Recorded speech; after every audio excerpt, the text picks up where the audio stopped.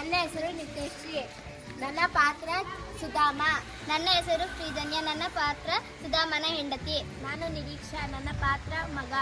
ನನ್ನ ಹೆಸರು ನವ್ಯಶ್ರೀ. ನನ್ನ ಪಾತ್ರ ಸುಧಾಮನ ಮಗಳು. ಜೀವನದಲ್ಲಿ ಬರೀ ಕಷ್ಟಗಳೇ ಬರುತ್ತಾವಲ್ಲ, ಸುಖ ದಿನಗಳು ಯಾವಾಗ ಬರುತ್ತಾವೋ ಏನೋ, ಅದೆಲ್ಲ ಆ ದೇವರಿಗೇ ಗೊತ್ತು. ಬಡತನ ನಮ್ಮ ಬೆನ್ನು ಹತ್ತಿದ ಅದು ನಮ್ಮನ್ನು ಬಿಟ್ಟು ಹೋಗುವುದಿಲ್ಲ.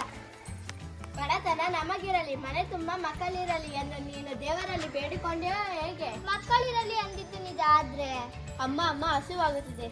ಅಮ್ಮ, ನನಗೆ ಹಸಿವಾಗುತ್ತಿದೆ, ಊಟ ಆದರೂ ಕೊಡಮ್ಮ. ನೋಡಿದ್ದೀರಾ, ಮಕ್ಕಳು ಹಸಿವಿನಿಂದ ಕಂಗಾಲಾಗಿವೆ. ಪಾಂಡಿತ್ಯವುಳ್ಳ ನನ್ನ ಗಂಡ ತುಡಿತು ತರುತ್ತಾರೆ ಎಂದು ತಿಳಿದಿದ್ದೆ. ಯಾವುದಕ್ಕೂ ಕಾಲ ಕೂಡಿ ಬರಬೇಕಲ್ಲ.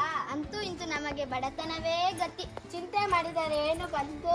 ಜೀವನದಲ್ಲಿ ಬಂದಿದ್ದನ್ನು ಅನುಭವಿಸಲೇಬೇಕು, ಅದೇ ಮಾನವ ಧರ್ಮ. ನೀವು ನೀತಿ ಹೇಳುವುದರಲ್ಲಿ ಬಹಳ ಮುಂದು. ನೀತಿ, ನಿಯಮ, ನಿರ್ದೇಶತೆ, ಪಾಂಡಿತ್ಯ ಇದ್ದುದರಿಂದಲೇ ಗುರುಕುಲದಲ್ಲಿ ಶ್ರೀಕೃಷ್ಣ ನನ್ನ ಸ್ನೇಹಿತೆಯಾಗಿದ್ದು. ಮಾತಿ ಮಾತಿಗೂ ಶ್ರೀಕೃಷ್ಣ ನನ್ನ ಸ್ನೇಹಿತನಾಗಿದ್ದು ಅನ್ನುತ್ತೀರಿ? ನಿಜಕ್ಕೂ ಆತ ನನ್ನ ಪರಮ ಮಿತ್ರನಾಗಿದ್ದ. ಸತ್ಯ ಹೇಳುವಿರಾ? ಶ್ರೀಮಂತರಲ್ಲಿ ನೀವೆಲ್ಲಿ ಏಕೆ ಸುಮ್ಮನೆ ಬಡಾಯಿ ಬಿಡುತ್ತೀರಾ? ಏಕೆ ಸುಳ್ಳು ಹೇಳಲಿ? ನಿಜಕ್ಕೂ ಆತ ನನ್ನ ಪರಮ ಮಿತ್ರನಾಗಿದ್ದೆ.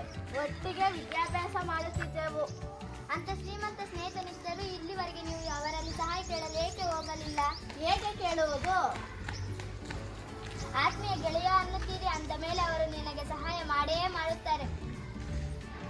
ಇಲ್ಲ, ಹೋಗಿ ಕೇಳುವುದಕ್ಕೆ ಸಂಕೋಚ ಬೇಡರಿ, ಅವರಲ್ಲಿ ಹೋಗಿ ಸಹಾಯ ಕೇಳಿ. ಸರಿ, ಹಾಗೆ ಆಗಲಿ, ಹೋಗುತ್ತೇನೆ. ಆದರೆ ಗೆಳೆಯನನ್ನು ನೋಡಲು ಬರೀ ಕೈನಲ್ಲೇ ಹೋಗಲ್ಲ. ನಿನ್ನೆ ತಂದ ಅವಲಕ್ಕಿ ಸ್ವಲ್ಪ ಉಳಿದಿದೆ, ಅದು ಮಕ್ಕಳ ಉಪಕಾರಕ್ಕೇನೋ ಸಾಲದ, ಅದನ್ನು ಕಟ್ಟಿಕೊಡಲೇ?